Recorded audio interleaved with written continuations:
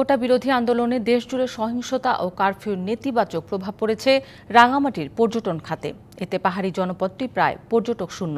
স্থবির হয়ে পড়েছে রাঙামাটির পর্যটন খাত। এমন পরিস্থিতিতে লোকসানে পড়ার শঙ্কা পর্যটন খাতে জড়িতদের।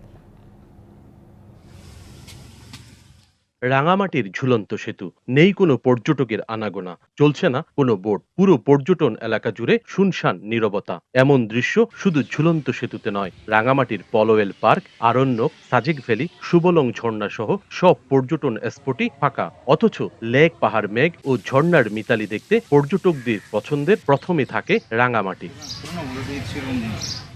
দোকানপাট, হোটেল বা বোট শ্রমিক সকলেই পর্যটকের অভাবে অলস সময় পার করছে। কারফিউ সহ এই কয়েকদিনের অচলাবস্থায় ব্যাপক আর্থিক ক্ষতির মুখে পড়েছে খাত সংশ্লিষ্টরা।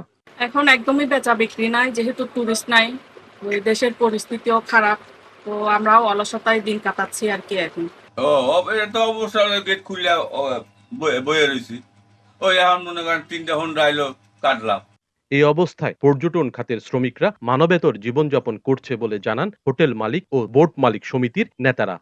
বিগত 5-6 দিন এই কারফিউ অস্থিরতার কারণে আমাদের টুরিজম মালিক সমিতির অনেক ক্ষতিগ্রস্ত হয়েছে এবং আমার 120 জন শ্রমিক বেকার জীবনযাপন করছে। 52টা হোটেল আছে আমাদের এখানে। 52টা হোটেলের মধ্যে আমাদের সবগুলো মিলে প্রায় 3 কোটি 3.5 কোটি আমরা লোকসান। পর্যটক শূন্য থাকায় ক্ষতির কথা জানান পর্যটন হলিডে কমপ্লেক্সের ব্যবস্থাপক। প্রতিদিন আনুমানিক প্রায় 50,000 টাকা করে ক্ষতি হয়েছে। আশা রাখি আমাদের এই যে গাড়ি চলাচল যদি স্বাভাবিক হয়ে যায়, টুরিস্টরা আগের মতো রাঙামাটিতে বেড়াতে আসবে। সহিংসতা ও কারফিউর প্রভাবে রাঙামাটি জেলায় প্রায় 5 কোটি টাকার আর্থিক ক্ষতি হয়েছে বলে জানান খাত সংশ্লিষ্টরা। সৈকত রঞ্জন চৌধুরী, ডিবিসি নিউজ, রাঙামাটি।